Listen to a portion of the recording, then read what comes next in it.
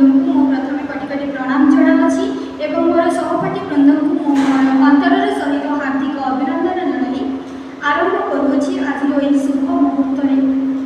पवित्र दिवस एक शुभ मुहूर्त सुनेली बात आज हूँ सर्वपल्ली डॉक्टर सर्वपल्ली राधाकृष्णन जन्मदिवस तांकर आदेश क्रमे आम जन्मदिवस को गुरु दिवस रूप पालन कर आसुच्छे कथार कहुए अज्ञान दिविनम तस्य ज्ञानेन्द्रिय शलाकया चक्षुर मिलितां येन तस्मै श्री गुरुजी गुरुमा मैंने आमको अज्ञान रूप को अंधकार दूर कर ज्ञान रूप को आगक आनी तेणुक सदा सर्वदा सम्मान देवा उचित कथार कहुए सद्गुरु जीवी मारे बैठा अंधार में चढ़े बैठा एवं गुरु को नमणीपणार गुरु ही साक्षात ईश्वर गुरुजी गुरुमा मैंने आमको डाकिले बोली आमको ऊपर डाकिबा उचित एमती कौन गुरुजी गुरुमा नहांती जी कि छात्र छात्री मानकर अमंगल चिंता करते समस्त गुरुजी गुरुमा मैंने समस्त छात्र मंगल कामना करता प्रथम जिते आम यूनिभर्सिटी को आसलु से मासे क्लास कर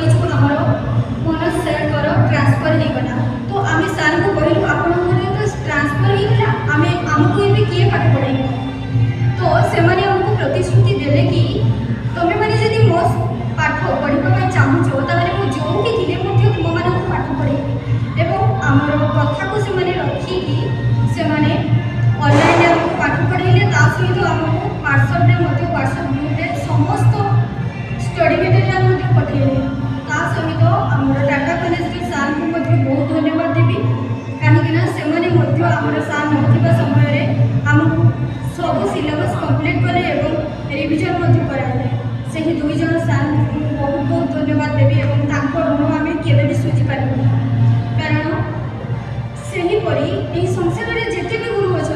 कौन गुरु केवे भी कौन शिष्य अमंगल चिंता करते समस्त गुरु समस्त शिष्य मंगल कामना ही करता तेणुक गुरु को सदा सर्वदा आम मैंने सम्मान देवा उचित केवल जे जो मैंने पाठ पढ़ाऊँ से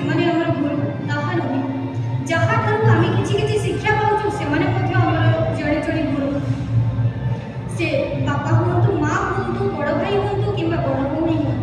समस्ते आम जड़े जड़े गुरु जदि हमको क्लास